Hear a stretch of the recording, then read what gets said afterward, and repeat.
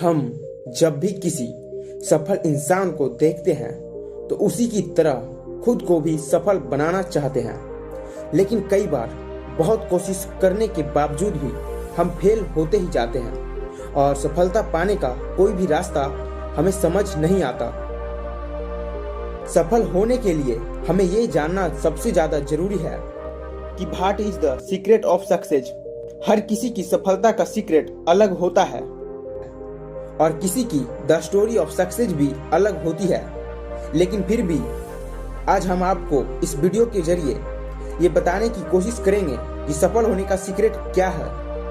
दोस्तों, सफल होने का सीक्रेट किसी का आइडिया चुराना या किसी को देखकर उसकी तरह करना तो कभी नहीं होता, क्योंकि हम सबकी किस्मत एक जैसी नहीं होती। इसलिए दूसरों को कॉपी करके ये कभी ना सोचें कि आपको द सीक्रेट ऑफ सक्सेस मिल गया है। किसी ने क्या खूब लिखा है, मंजिल मिल ही जाएगी एक दिन, भटकते भटकते ही सही। गुमराह तो वो हैं जो घर से निकलते ही नहीं। एक बार गौतम बुद्ध अपने एक शिष्य के साथ किसी गांव में प्रवचन देने जा रहे थे। दोनों थक चुके थे और अंधेरा होने से पहले दूसरे गांव पहुंच जाना चाहते थे ताकि उन्हें सारी रात जंगल में ना बिताना पड़े। थोड़ा आगे जाकर गौतम बुद्ध ने खेत में काम कर रहे एक बूढ़े से पूछा, दूसरा गांव अभी कितना दूर है? उस व्यक्ति ने जवाब दिया, ज्यादा दूर नहीं, चिंता मत कीजिए, मुश्किल से बस 2 मील और फिर आप पहुंच जाएंगे। 2 मील का सफर तय हो चुका था, लेकिन कोई भी गांव नहीं आया।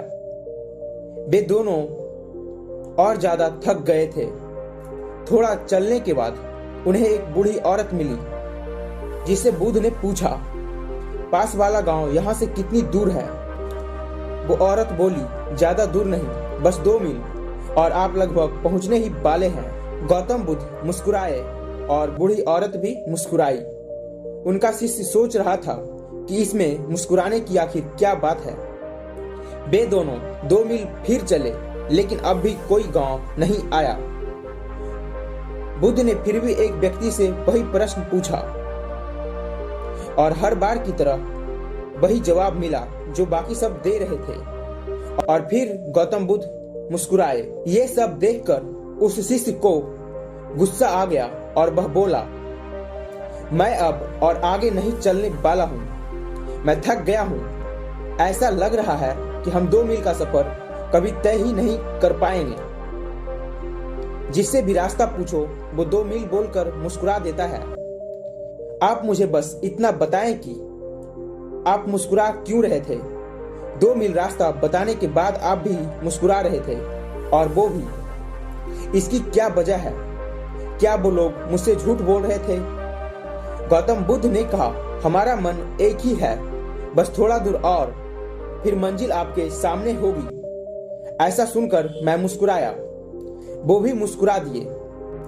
मैंने भी पूरी जिंदगी यही काम किया है और लोग अंत में पहुंच ही जाते हैं, पर शुरू में ही अगर हम उन्हें बता दें कि मंजिल बहुत दूर है और वहां तक पहुंचना इतना आसान नहीं है, तो लोग पहले ही हार मान लेंगे और धीरे धीरे आगे बढ़ने का हौसला भी वह खो देंगे।